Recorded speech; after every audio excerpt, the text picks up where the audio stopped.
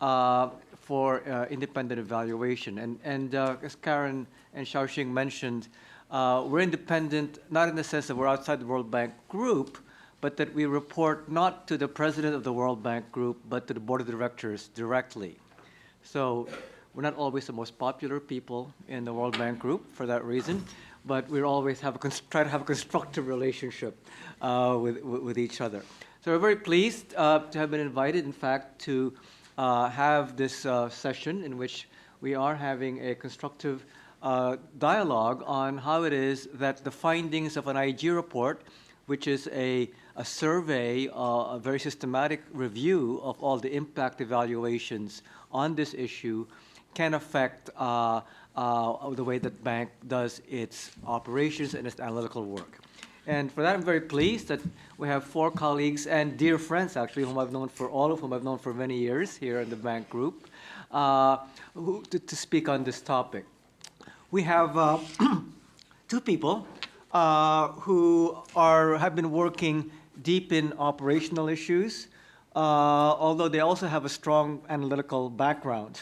So we have Benedicte de Briere, who works in social protection in Africa, previously as well in North Africa and Latin America, and especially on issues related to cash transfer and social protection systems and how they relate to nutrition, early childhood development, and rural poverty. We have next to her Aline Coudouel, who is a lead economist also with the World Bank and has focused on social protection, poverty, and labor issues in a career over 15 years at the bank. Gosh, it's been that long already. I knew Aline as a student in Latin America and Africa, and she currently leads the social protection dialogue in Senegal, Mauritania, and Cape Verde, but previously worked in Latin America. So I imagine some of your clients are here as well. Then we have 2 individuals who also have an analytical bent, but are still currently working on research and analytical issues here at the World Bank Group. I have Dominique van der Waal, lead economist in the World Bank's Development Research Group, and has been deeply engaged in a number of issues on poverty in the research department, but also has worked in the gender group on, so she's one of the people who truly spans this link between social protection, where she's done a lot of work on public works, and gender issues. And finally, but not least, we have Emmanuel Skoufias, who's lead economist also here in the World Bank Group, working on poverty and distributional issues, and has had a long career, not just here in the bank, but also in other organizations, including IFPRI. Emmanuel has done a lot of work on doing research on conditional cash transfers, including one of the more famous ones on Progressa and evaluating that in Mexico. So what we're trying to do is to start a conversation, and what we'd like is I'd like to start off to have a conversation, for the panel to have a conversation with each other on some of the topics that Elena raised, and then for about 15 minutes or so, and then we would all like this panel and Elena to come up and have a conversation with all of you on some of the issues that concern you. So why don't we start on really what the operational context is of the findings that Elena brought up with Benedicte and Aline.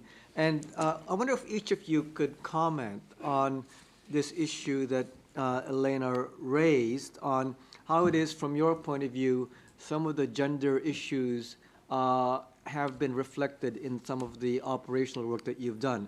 What Elena raised was that programs in social safety nets that are by design gender neutral may not be gender neutral in effect. And the other thing that she mentioned was that when they are gender specific in design, sometimes the assumptions about their effect are not fully tested. I was wondering if you could comment on that from your own perspectives. So first, Benedicte. Okay. First, I want to thank the organizers for inviting me to this panel. And I have to confess that I was part of the team that Emmanuel led on the evaluation of Progressa. And one of my jobs was to look at the intra-household impacts of that program. And that has informed a lot of what I've done since. The first point that I want to make is to understand the point that Elena said, do we know who is the best recipient? And the best recipient is to be matched to your objectives. I mean, Progressa had a very strong human capital. They wanted to break the intergenerational transmission of poverty, and they wanted households to invest in the human capital of children. For that, it's true that the best channel to arrive at that in Mexico is through the moms. And so, but that's only in that objective, right? If you want, I mean, working in Morocco, where the dynamics between men and women are completely different, and where the objectives were also different, because the objectives in that context were to, help household weather the crisis, the 2008 crisis, and the reform of the subsidies, then it may not be always through the woman, because the woman has less mobility, has less agency. She's not the one who takes children to school, or so I think sometimes we do tend to, when we do projects, we do tend to take as received this, women are the best carers, but we don't always match them to what the objectives of our project are, and what is really the model under which poor households operate. And I think when we started this reflection on intra-household dynamics, the academics were questioning the unitary decision of households, right? That everybody has the same objective functions. But by and large, we still have very much a model of nuclear household, a man and a woman. And in most of the places where we operate, these are not our beneficiary households. We work with extended households where there are several generations, several different types of people. We work with polygamous households. We work with single-parent households. We work with children-headed households. I mean, how does that basic bargaining or not bargaining model applies to all these people? There's not a lot of information that we can rely upon for our project. And then, the last point I want to make is about our logical frameworks, right? About, we think that, okay, women, I'll take again the example of Progressa. So we had this whole discussion informed by this literature that on, different spheres of decision between men and women, and why the program needed to give higher amounts for adolescent girls. And the rationale was that, adolescent girls had less chances to go to school because they were seen as, it wasn't worth investing in their human capital. There were not that many jobs they could do, so then the program would give higher amount to children. And then I think I'll always remember, we went to Durango, and we said, what do you think about this program where they give higher money to girls? And they said, well, it makes total sense, because adolescent girls, I mean, they need to get married, they need more makeup, and they need nicer clothes. So they had no problems with the design of the program, and it came from a completely different logic. So then it's like, in my story, I was doing women, empowerment, this, that, and the other. In their story, I was completely reinforcing an existing sector norms. We rarely check our stories against the stories of the people we want to influence. And to me, that's the big lesson. And I'll stop here. Aline? Thank you. Maybe just building on some of what Benedicte and Elena said earlier. I find that this question of saying should it go through women or men is a little fictitious. I mean, our programs are more than a cash transfer, right? Your programs have a cash element, most of them, but they also have other activities around. And these other activities can be directed to other people in the household as well. So I think it's a bit of an artificial thing to say the beneficiary is the person who receives the money only. And indeed, when you think about what are the barriers to a change in behavior, what are the barriers that households face to send their girls to school, some of them might be monetary, fine. And in that case, it might be better to pass the money through the woman, through the man, through the girl herself. This needs to be defined. But there are also many other barriers to that girls going to school. And unless you change these other barriers, all the cash in the world is not going to make any difference. You need to change the father's attitude towards girls' education. You need to change the quality of the education that's there and the kind of type of education that's there. So saying who is my beneficiary and kind of assuming that this means who gets the cash, to me is extremely reductive of what these programs do. And then the other thing that I've learned a lot in practice, or inferred from that, is, first of all, a program needs to involve all the actors that somehow have a role in that sphere of influence that influences the decision you're trying to change.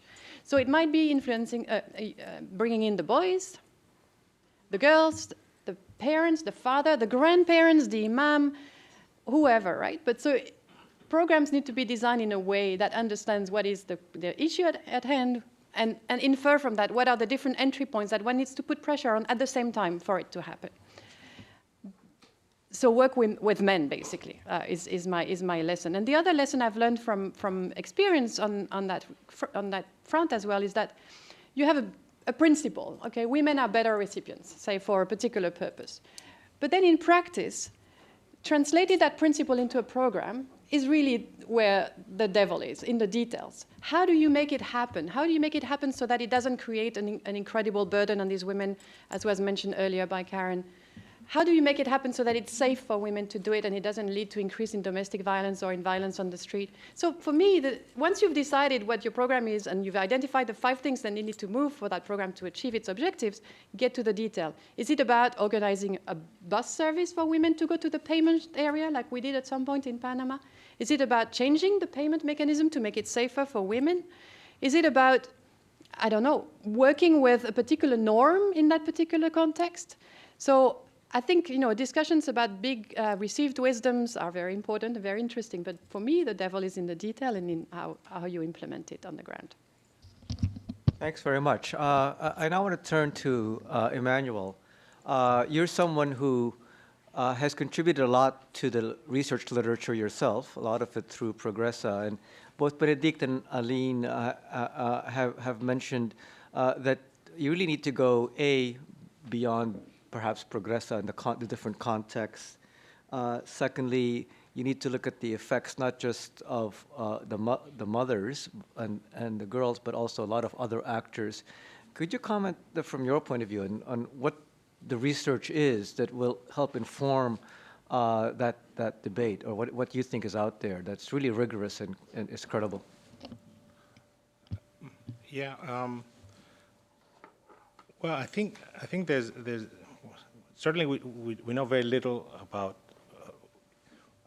how decisions are made within the household, and I think generally now the consensus is that even in the conditional cash transfer program, there is something happening inside the households that is changing the dynamics and the allocation of resources. I mean, certainly the work by Horacio Tanasio and his colleagues shows that there's something mysterious, nobody knows exactly what, is happening inside the households, and basically all the sort of unitary models of the household that we have been relying upon are practically useless, because all the predictions that you derive based on the model, on these simple models, do not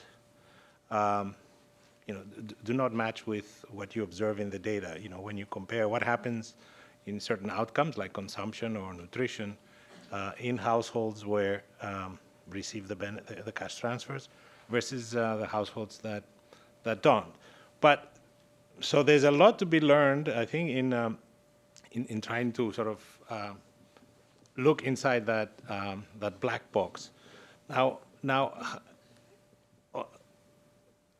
you know, learning that through a specific project that the World Bank does, I think it's going to be extremely difficult. I mean, the World Bank needs to be doing operations and you know, designing safety nets. Certain aspects of the design could inform some aspects of this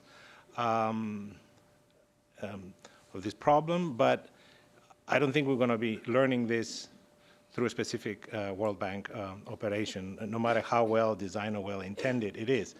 But the fact is that we can, by analyzing the data that already exists, we can learn a lot of things that will allow us to shed some light on what is happening inside the household. Again, unfortunately, that is not, you know, again,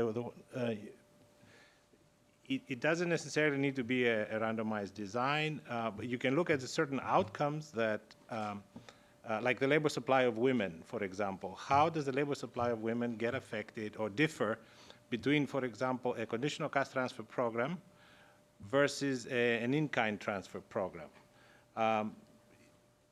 There's the belief that the in-kind transfer is usually is easier to control by the female of the household, whereas the cash transfer is typically easier to control by the male member of the household.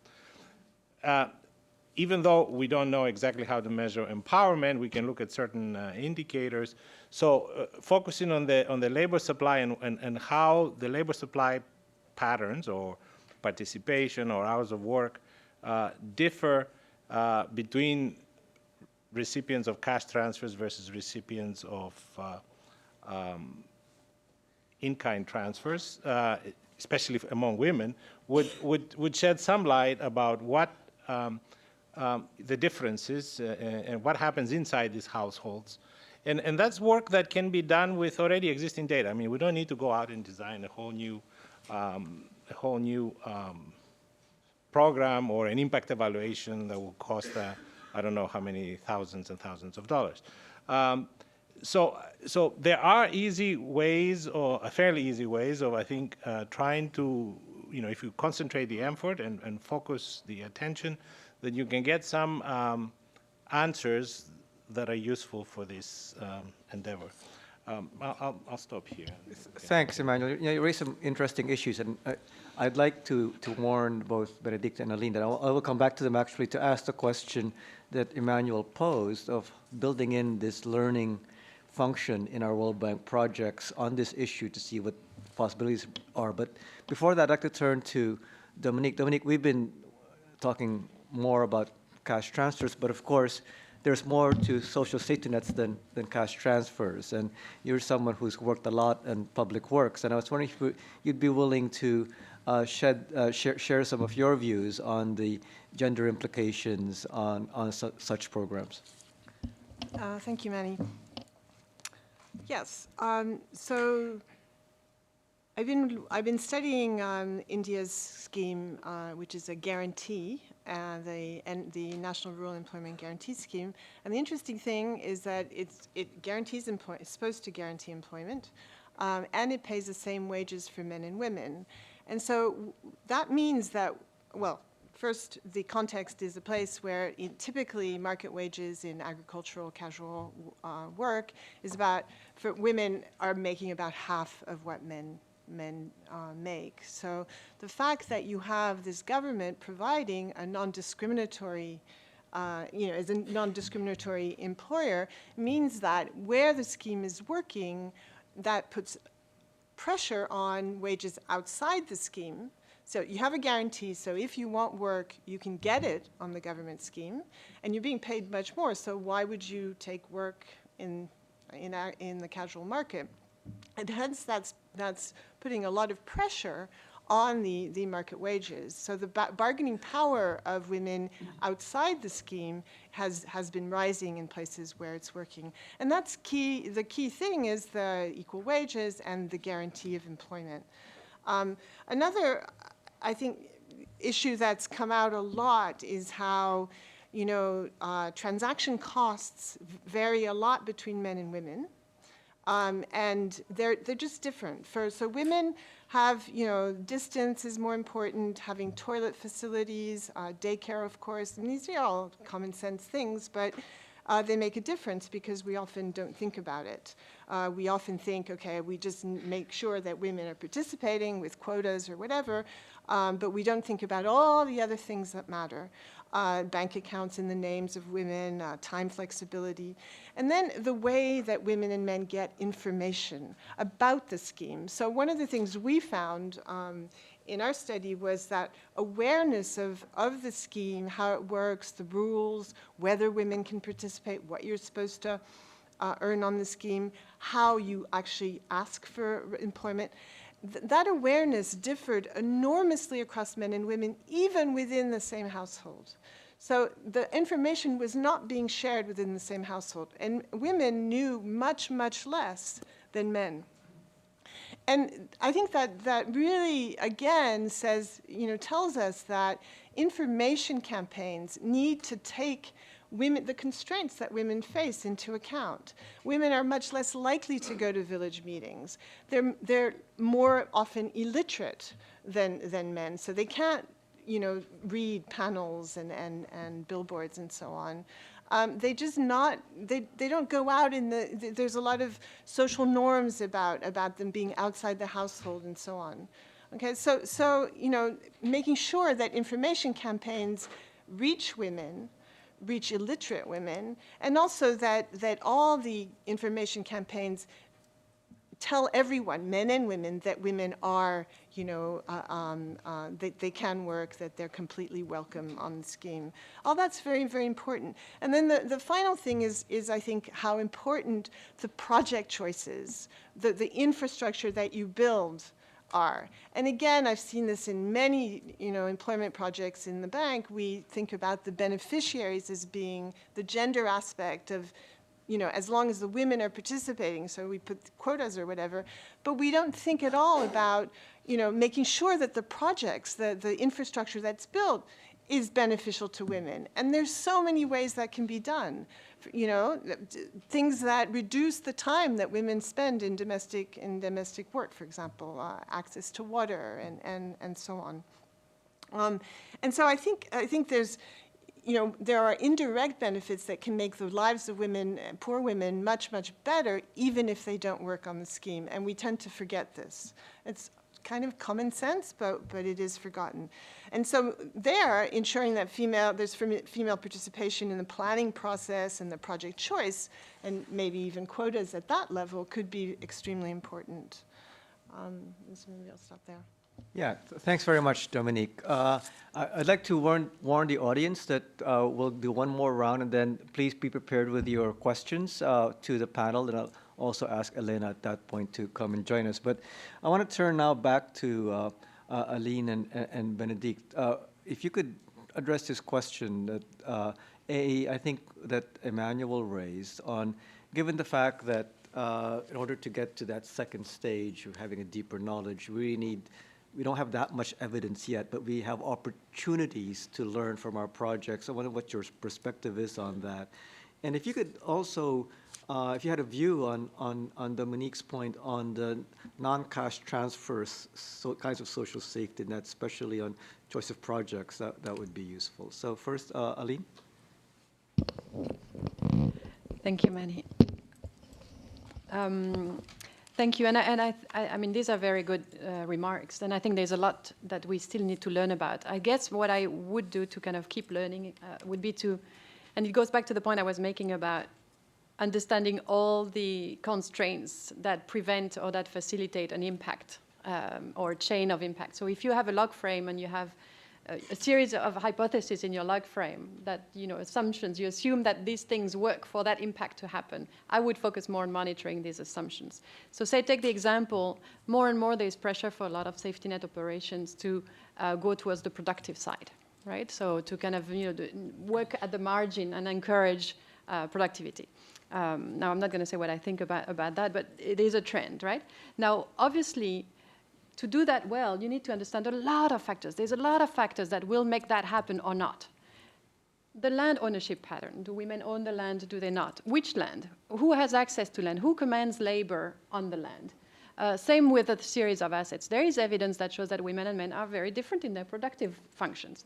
So unless you take that into account in your design, you can't assume that you have the impact. So to come back to the monitoring question and the learning question, my suggestion would be to focus on monitoring all these assumptions that you make to see whether they change over time or whether you've been able to change the social norm to have that impact, to open the black box of that transmission that you assume by saying, if I give a transfer or whether it's a wage or a cash transfer, that will happen. So unpack all that and analyze that, I think would be the way I would suggest to go to kind of deepen our knowledge rather than stay at the kind of abstract level of an action and an impact without understanding all the transmission channels and all the elements that were there and that meant that the impact couldn't be, that the full potential of the impact was not realized. Benedicte? I want to come back to the point about information, because I think it's actually a really important one, that we very often don't know what beneficiaries know about the programs, and especially what they know about the program objectives. As I said, like the logic of our project is we try to identify the best recipient or the best beneficiaries according to what we intend to change, according to our objectives. If the people that are participating in the program do not have the same objectives or they do not know what the program is about, half of that logic is missed. And we don't do a very good job. I mean, people have all sorts of ideas, especially about why they're chosen to participate in programs and what they need to do. And in that, linked to that, I think the other dimension where we need to understand more is about the interaction between the recipients and the frontline providers. I mean, the frontline providers, the people that actually distribute the cash, or the teachers, or the health providers, they can invent rules, they project their own norms. I mean, very often you have this little short, dark woman facing these tall, big, whitish or clear guys from the capital. What kind of dynamics is there? What does it mean about what they can ask, what they think? And a lot of things, you know, at the targeting level, when the program says you need this, that kind of documents. I mean, we know that local level officials create rules or don't understand the rules, right? And because a lot of the recipients are women, we really need to understand those dynamics because they are an important channel through which impacts happen or not. And we tend to do less about that. The other dimension where I think we need to understand much more about what's the real game is about the conditions. Yes, there is the feminist critique about we are putting more work on women, we are reinforcing traditional roles. Very few impact evaluation collect time use that look in detail at those issues. This is onerous, but that could help us resolve this question as to who does the condition really matter for? Is it helping? And the last point is this. In the remittance literature, we know that who sends the money and who receives it within the household is really important for how this money is going to be used. When I did my PhD in the Dominican Republic, and daughters send money for insurance. They send money when somebody is sick, and they send it to their moms or their sisters. Guys send money to invest in cattle.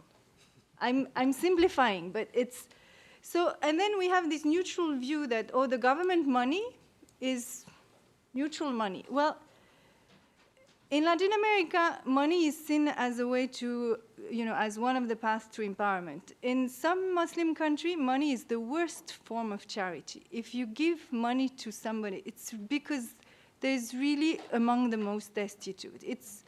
So we don't understand, a lot of time we don't understand that dimension of money. I mean, I like to think that, okay, in areas where you can't really speak of women empowerment and of consolidating women, and we can't forget that our programs operate in cultures and contexts, cash to the woman is a way to get in and change some of these mysterious black box, but maybe not, and we don't know much about that. Thanks. Okay, Emmanuel, very quickly, because we want to get to the audience, but please go ahead. No, go ahead. That hasn't stopped you before, so go ahead. Well, no, I think implicit through all this session, I guess, not just ours here, is that, well, the only way to learn is through impact evaluations, and unless we do them on the specific question that we're interested in, there's no way we can gain information. And I just wanted to sort of urge people to, that, impact evaluation is not necessarily the only way. I mean, if we do proper results monitoring, well-planned and well-designed, there's a lot of things that can be learned, but unfortunately that doesn't seem to be one of the messages of IEG, is it? I don't know. We will get to that in a second. Okay.